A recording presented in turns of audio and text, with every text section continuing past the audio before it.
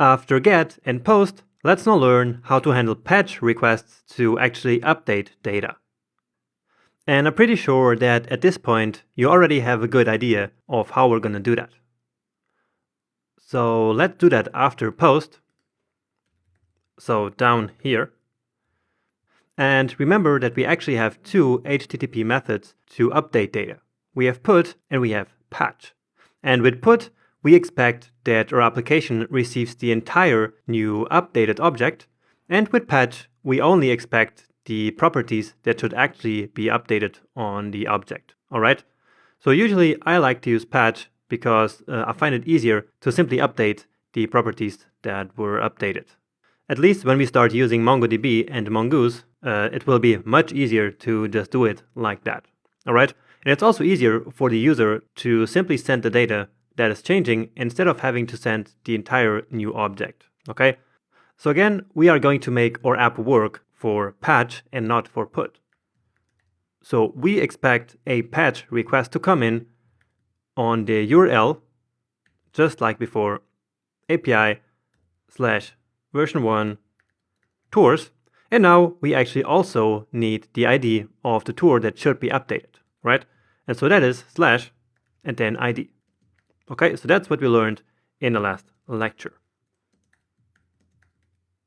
So what do we want to do when there is a patch request? So when we want to update the data? Well, actually, I'm not really going to implement this operation here, because that's just a matter of writing some more JavaScript that is not really important. Because again, this is just a testing API using files. And in the real world, we're never going to use files for that anyway. Okay? So I'm really just implementing all of these verbs here so that you get a good idea of the different verbs that we use with HTTP, the kind of status codes that we send back. For example, here we send 201, while here we send it 200 and 400. And also, for example, here, when we had multiple tours, we sent the results. And when we created a new tour, we sent that data back immediately. So with this new tour that was created. And so that's the kind of stuff that I want you to learn for now in this section. So the basics of working with Express, of course, and also the correct way of sending back API responses. Okay?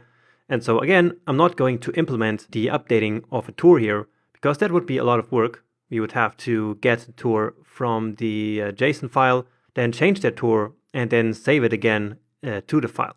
And that's a bit too much work here. And so let's simply go ahead and send back a standard response.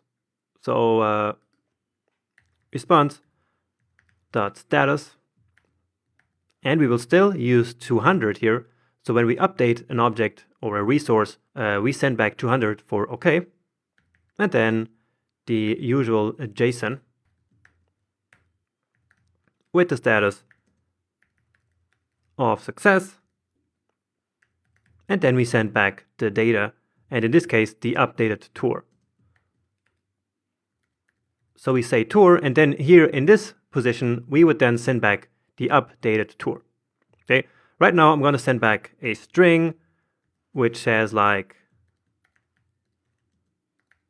updated tour here, something like this. So basically just a placeholder here. Okay. And we can also kind of implement this code here. So in order to only send this when the ID is actually valid. So let's get that from here. And so this way we can also actually use this ID here, right? So we're not going to do this one because we don't have any tour, but we will use this one. So this will be rec.params.id, and I'm converting it to a number here as well, times 1.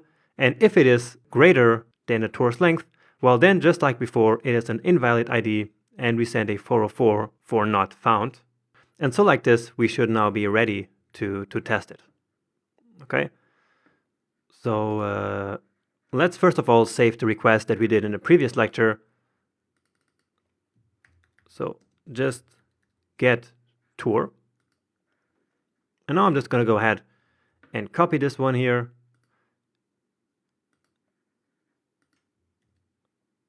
And let's specify the patch method. So this one is patch, and I will save it here right away as update tour.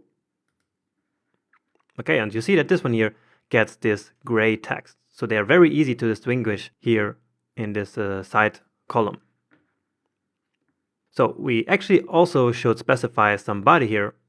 So let's just go ahead and copy it from here. So remember, body, raw, and then JSON, just like this. And so let's say that all that I want to do is to change the tour number 3, let's say.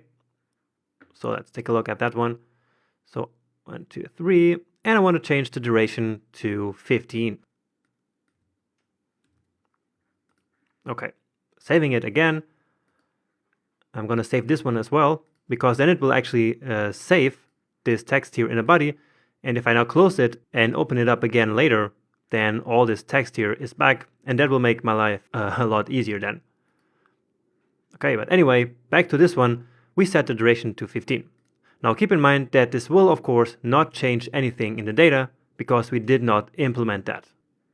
Okay, so I'm sending the response now, and so here we see updated tour here, which is the place where in the real world we would then get the updated data back, right?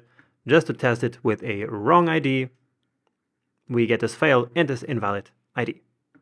Okay, so give it a save and close it up, and I'm going to close up this one as well. Okay, so almost done with the CRUD operations, so create, read, update, and delete. And as you can hear, the last one that is missing is delete, and so let's take care of that in the next video.